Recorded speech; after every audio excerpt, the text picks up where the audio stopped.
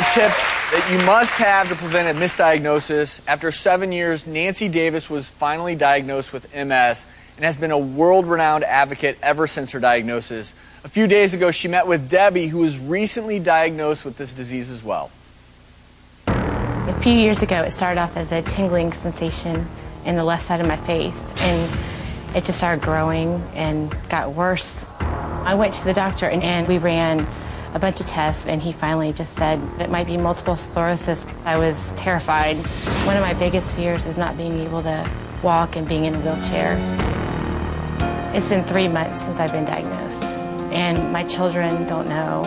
I don't know how to tell them that this is going on. I'm scared for them, and I don't want them to worry. I don't know if that's a form of denial, but I'm very scared. I have a lot of unanswered questions, and it's a daily struggle to try and deal with it. Hi. Hi, Debbie, I'm Nancy. Nice to meet you. Pleasure to meet you. I know, you're scared. Oh my God, and I was in your shoes. What are your biggest fears? My biggest fears are that I'll just not be there for my kids the way I want to be. I had 3 children too when I was first diagnosed, and I know that's the thing that scared me the most. What have you discussed with your children about your illness? I don't know how to tell them.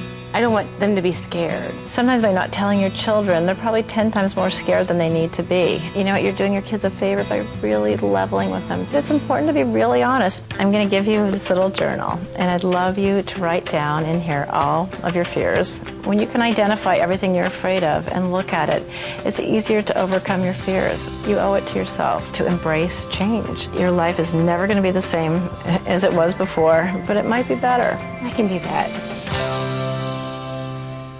Nancy and Debbie are here today along with neurologist Dr. Ari Green. Welcome to both of you. So, Debbie, the visit from Nancy was helpful? It was very helpful. It made me know that I wasn't alone in this, and that looking at her, she's amazing, and that I will be okay. And Dr. Green, you are a neurologist. You deal with MS quite a bit. Right.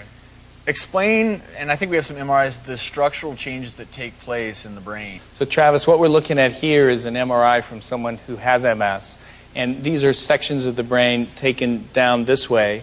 And what we can see is there are these white spots that shouldn't be there, that are in the area that we refer to as the white matter. And those little spots represent areas which could be edema, they could be inflammation, or this could be a scar tissue from the multiple sclerosis. And those spots there, if we go to the next slide, we can see a close-up that are characteristic or particular distribution that we tend to see with MS. But also these black areas in the middle that are in everybody's brain, they're different in patients who have MS in that sometimes there's atrophy or shrinkage of the brain that occurs with time because of the injury that goes on with MS. So what we have now is the opportunity to use drugs that have been approved by the FDA. We refer to them as the ABC drugs. They're all largely injectable medications that patients take, and what they can do is help turn the thermostat down on the inflammation to reduce the amount of inflammation that's going on in a patient's brain. And that's the goal with the therapy, is to prevent the inflammation and the injury early so that we can make a difference over the long term. And Nancy, you have had a particular treatment that's been helpful? When I was diagnosed, none of these drugs existed, Right. and I needed to figure out how to get better in light of that there was nothing. And I've really gone the homeopathic route, which is not necessarily right for everybody else, but it has worked for me. Whenever I have an attack, I go to a homeopathic doctor, and they give me supplements of what my body seems to be lacking. And all of this brings us to our next item on our checklist as far as preventing a misdiagnosis. You have to talk to more than one doctor if you don't get an initial diagnosis. Getting a second opinion is always smart. One of the things we did do for Debbie is, since millions of people with MS do look for new and improved alternative therapies to treat their symptoms, we wanted to send her for an alternative therapy. We sent her to a holistic integrative MD to see which alternative therapy might help her.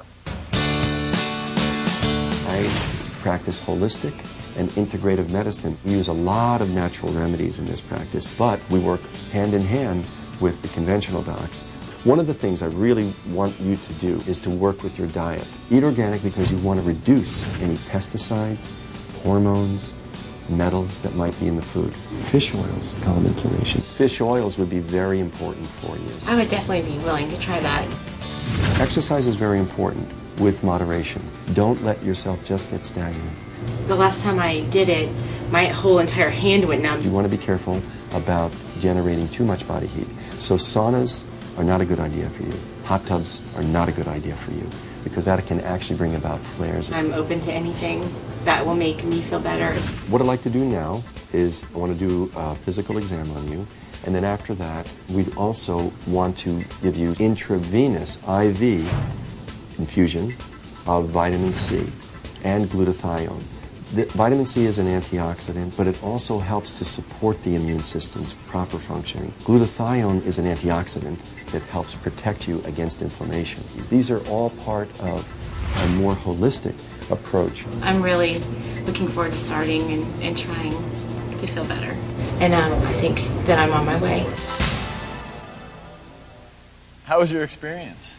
It was great. It was nice to learn about the different ways you can treat it and what you can change in your everyday life to make things better and easier. And that's the most important thing is every day you can take action on your own, being active, eating a healthy diet. And everyone has a different course with MS, so that's why it's good to have a doctor involved who's an expert in the area who can help advise you about how things are going and keep monitoring what's going on.